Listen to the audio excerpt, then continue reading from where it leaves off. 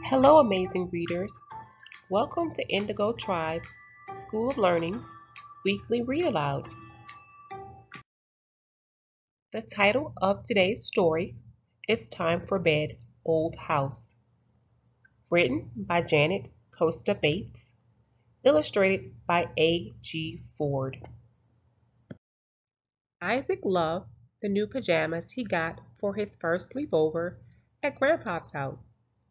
He loved laughing and playing with Grandpop. But he didn't love the thought of sleeping away from home. "I'm not sleepy," Isaac said. "Then stay awake," Grandpop said. "But it's time to put the house to bed." "I never heard of putting a house to bed," said Isaac. "Well, little buddy," said Grandpop, "let me show you and Bear how it's done. First, you move kind of quiet and slow." Grandpop took soft, slow steps across the room. Isaac took soft, slow steps behind him. "Now let's make it nice and dark and cozy," Grandpop said, and he turned off the light. Click, click, click. "What's that noise?" asked Isaac. He reached for Grandpop's hand. "That's just Snuffles," Grandpop said. The old dog plodded across the floor, nails clicking. Isaac gave Snuffles a pat. With Isaac and Snuffles following, Grandpop stepped softly down the hallway. He paused at the light switch and looked at Isaac. Isaac reached up and turned it off. "Squeak, squeak, squeak. What's that noise?" asked Isaac. Grandpop brought Isaac over to the window and pointed. "The wind is blowing your swings back and forth," he said. Isaac could see them moving in the moonlight. "Now come on, sport. We're not done yet." Grandpop carefully pulled down the window shades. "Looks like the house is closing its eyes to sleep," he said.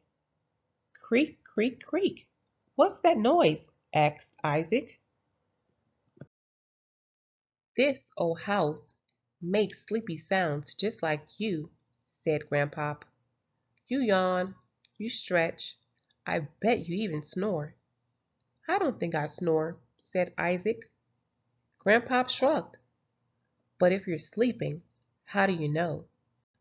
He chuckled loudly, then caught himself and put his hand over his mouth. "Come on, little pal," Grandpop said softly.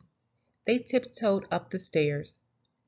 When Snuffles yawned a squeaky yawn, Grandpop put his finger to his lips and whispered, "Shh, Snuffles, shh." They went into Mama's old bedroom. "Time to read a bedtime story to the house," Grandpop said quietly to Isaac. "But I can't read yet," Isaac said quietly to Grandpop. "I bet you can read pictures." Grandpop settled himself into the big chair by the bed and held out a book to Isaac. "Just tell me what you see on each page." Isaac climbed onto Grandpop's lap and described the first picture. A little boy is looking out the window. There's snow on the ground. Isaac turned the page. "He's outside wearing a red jacket." "Good job," said Grandpop. "Keep going." When Isaac finished reading the pictures in the book, he rested his head on Grandpop's shoulder. He could hear him breathing slow and steady. He looked up and saw that he had read Grandpop to sleep. Isaac carefully climbed off the chair. He covered Grandpop with a blanket. Then, taking soft, slow steps, Isaac walked over to the window. He gently closed the shade and whispered, "Time for bed, old house."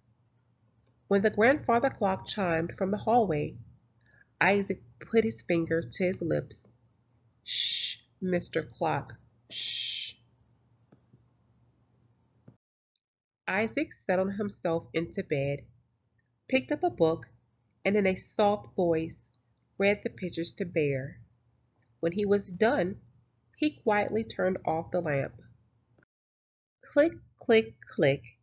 He reached out to pet Snuffles. Squeak, squeak, squeak. He thought of the fun he and Bear would have on the swings tomorrow. Creak, creak, creak. Tonight he would sleep well in the old house. And if that old house could hear, then it too would have heard bedtime noises. Snore, snore, snore. The end. Thank you, reading friends, for listening.